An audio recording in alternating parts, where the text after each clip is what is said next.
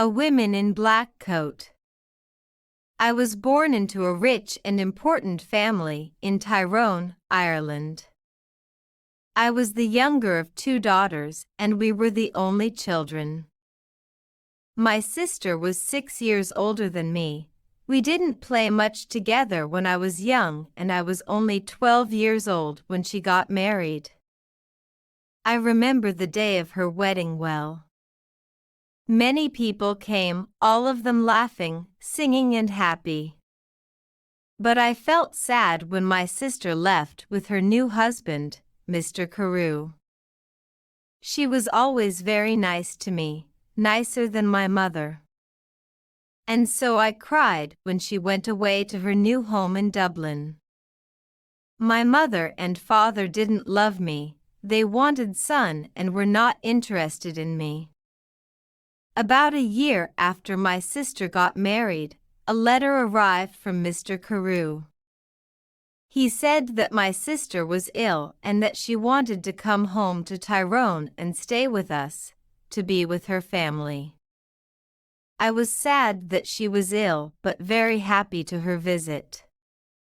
They're leaving Dublin on Sunday, my father told me, and they're arriving here on Tuesday evening. Tuesday came, and it was a very long day. Hour after hour came and went, and I listened all the time for my sister and her husband. Now the sky was dark and soon it was midnight, but I couldn't sleep. I listened and waited. Suddenly, at about 1 o'clock in the morning, I heard a noise far away. I ran out of my bedroom and down to the living room. "They're here! They're here!" I called to my father, and we quickly opened the front door to see better. We waited there for a few minutes and we heard the noise again, somebody crying far away in the night. But we saw nothing. There were no lights and no people there. We went outside, waiting to say hello and to help my sister with her bags. But nobody was there, nobody came. I looked at my father and he looked at me. We didn't understand. "I know I heard a noise," he said. "Yes," I answered. "I heard it too, Father, but where are they?" We went back into the house without another word. We were suddenly afraid. The next day man arrived, told us that my sister was dead. On Sunday she felt ill, on Monday she was worse, and on Tuesday, at about 1 o'clock in the morning, she died, at the same time that we were outside the house, the night, waiting for her. I never forgot that night. For the next 2 years I was very sad. You could say that I stopped living. I didn't want to do anything or speak to anyone. Mr. Carew soon married another young woman in Dublin. I felt angry that he forgot my sister so quickly, was now the only child of a rich and important family, so before I was 14 years old men started to visit our home. They wanted to meet me and, perhaps, to marry me. But I didn't like any of these men and I thought I was too young to be married. When I was 16 my mother took me to Dublin. "Dublin is a big city," she said. "We're going to meet richer and more interesting men than the ones back home in Tyrone. We can easily find you a good husband in Dublin." In Dublin, I began to be happier. I met a lot of friendly people and I went dancing every evening. A lot of young men came to speak to me and asked me to dance. I liked talking to them. I started to live and laugh again, and I didn't think about my sister all the time, but my mother was not so happy. She wanted me to find a husband quickly. One night before I went to bed she came into my room and said, do you know Lord Glenfallen? Oh yes, I answered. He's that ugly old man from Cahergilla. He's not ugly and he's not old, Fanny, my mother said quickly. He's from a very rich and important family, too, and he wants to marry you. He loves you. Wants to marry me? But he's making a mistake, Mother. I said. I don't love him. I can't marry somebody I don't love. Think about it, Fanny, my mother answered. He's a good man and he wants to marry you. You're a very lucky young woman. My mother left the room and I sat quietly for a long time. Lord Glenfallen was a nice, friendly man, I thought. I didn't love him, no, but I did like him. He always talked about interesting things. I never felt happy at home with my mother and father, but I always felt better when I talked to him. The next morning when I saw my mother, I said only one word, yes. Lord Glenfallen and I got married the next spring, and 2 days after our wedding we said goodbye to my family and left Tyrone. 3 days later we arrived in Cahergilla and I saw my husband's beautiful house for the first time. It was near a river and there were many trees and flowers in the garden. Birds sang in the trees and the sky was blue. I stood next to him and looked at it all and I left very, very happy.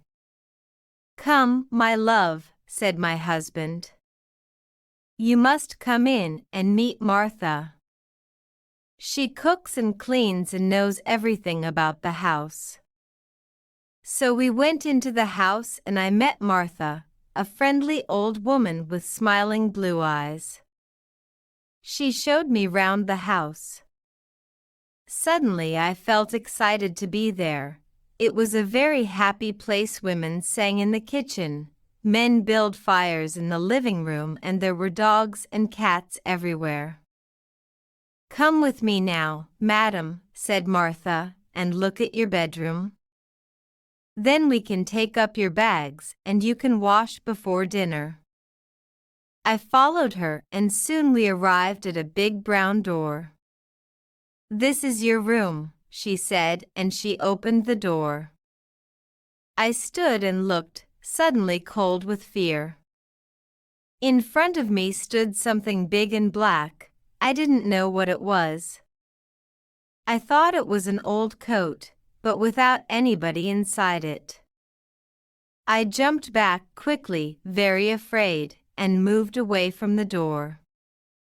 Is something wrong, madam? Martha asked me. Nothing.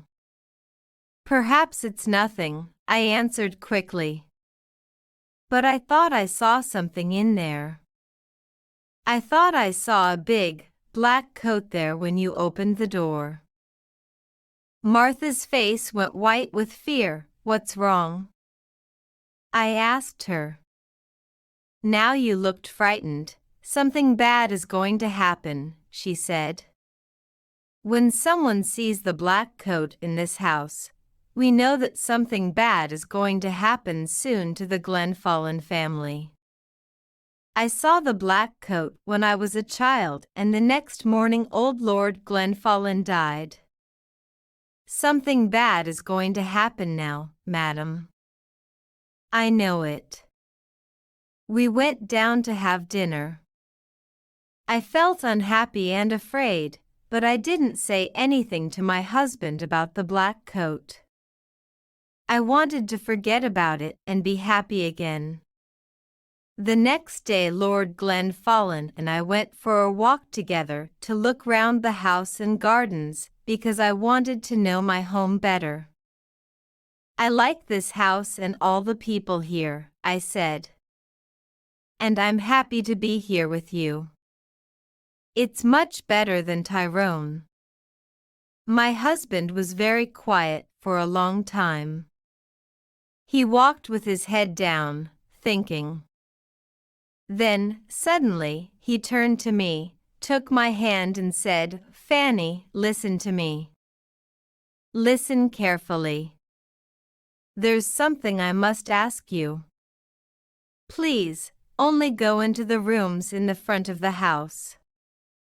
Never go into the rooms at the back of the building or into the little garden by the back door. Never. Do you understand me, Fanny?" His face was white and unhappy. I understood his words, but I didn't understand why he was a suddenly different man. Here at Cahergilla he never smiled or laughed anymore. Perhaps the back of the house was dangerous, I thought. But he didn't want to talk about it anymore. We went back to the house without speaking, and again I tried to forget his words and to be as happy as I was before. It was about a month later that I met the other woman for the first time. One day I wanted to go for a walk in the gardens. It was a beautiful day and I ran up to my room after lunch to get my hat and coat. But when I opened the door of my room, there was a woman sitting near the fire. She was about 40 years old and she wore a black coat. Her face was white, and when I looked closely I saw that her eyes were white too. She was blind. "Madam," I said, "this is my room. There is a mistake." "Your room," she answered. "A mistake? No, I don't think so. I don't think there's a mistake." "Where is Lord Glenfallen?" "Down in the living room," I said. "But who are you and why are you here in my room?" "Tell Lord Glenfallen that I want him," was all she said. "I must tell you that I'm Lady Glenfallen and I want you to leave my room now," I said. "Lady Glenfallen? You are not, she cried and hit my face very hard. I cried out for help and soon Lord Glenfallen arrived. I ran out of the room as he ran in, and I waited outside to listen at the door. I did not hear every word, but I knew that Lord Glenfallen was very angry and blind woman was very unhappy. When he came out I asked him, "Who is that woman and why is she in my bedroom?" But my husband didn't answer me. Again his face was white with fear. His only words were, "Forget her." But I did not forget her, and every day it was more and more difficult to talk to my husband, was always quiet now, always sad and afraid. He sat hours and looking into the fires with his unhappy eyes. But I didn't know why, and he didn't want to tell me. One morning after breakfast, Lord Glenfallen suddenly said, "I have the answer. We must go away to another country, to France or Spain perhaps. What do you think, Fanny?" He didn't wait for my answer, but left the room very quickly. I sat and thought for a long time.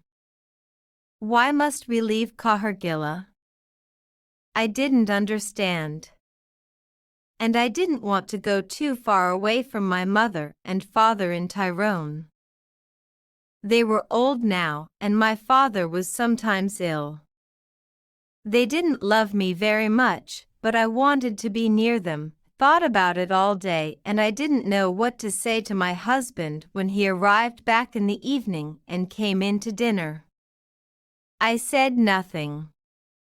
After dinner I was very tired, and I went up to my bedroom early. I wanted to have a good night's sleep and think about it all again the next day. I closed my eyes and went to sleep. But I did not sleep well because I dreamed of the black coat. Suddenly I woke up. Everything was dark and very quiet, but somebody was at the end of my bed. There was a hand with a light, and behind the light was the blind woman. She had a knife in her other hand. I tried to get out of bed and run to the door, but she stopped me. "If you want to live, don't move," she said. "Tell me one thing, did Lord Glenfallen marry you?" "Yes, he did," I answered. "He married me in front of 100 people." "Well, that's sad," she said. "Because I don't think he told you that he had a wife, me. I am his wife, not you, young woman. You must leave this house tomorrow, because if you stay in here, you see this knife? I am going to kill you with it." Then she left room without a sound. I didn't sleep again that night. When morning came, I told my husband everything. "Who is the blind woman?" I asked him. "She told me last night that she is your wife, that I'm not your wife." "Did you go into the rooms at the back of the house?" asked my husband angrily. "I told you that you must never go there." "But I didn't," I answered. "I was in my bed all night." She came to me. "Please tell me what is happening." My husband's face was white again now, and he didn't speak for a long time. Then he said, "No, she is not my wife." "You are. Don't listen to her. She doesn't know what is saying." And he left the room. I ran to find Martha. I didn't like this house anymore. My husband was a difficult man, and I didn't understand him. Who was the blind woman? I wanted to know everything. "Don't cry, madam," said Martha when I found her. "Sit down and listen to me. What I am going to tell you is not very nice. The blind woman, the woman in the black coat, is dead. You saw her ghost. She was married to your husband, and she was Lady Glenfallen. Nobody knows how she died. Her bedroom was at the back of the house. Somebody saw your husband with a knife in his hand on the night she died. But did he kill her? Nobody knows. When we found her, the knife was on the floor next to her and her eyes. Somebody cut her eyes out after she died. Perhaps he didn't want her to see his other women, his next wife, you. I didn't wait to speak to my husband again. I left that day. I was too afraid to stay another minute at Cahergilla. I knew that blind woman was going to come back again and kill me. I said goodbye to Martha, took my bags and told my driver to take me back to Tyrone. I'm happy living here with my mother and father now. The house is quiet, I sleep well each night, and they are friendlier to me than they were before. Sometimes my dead sister visits me at night, but I am never afraid. She tells me that the blind woman is trying to find me at Cahergilla and that she wants to kill me. She is jealous of me, but she can never find me there. She must wait for the next Lady Glenfallen. The end. If you enjoy our content, please like, share, and subscribe for more videos. Your support means the world to us. Thank you.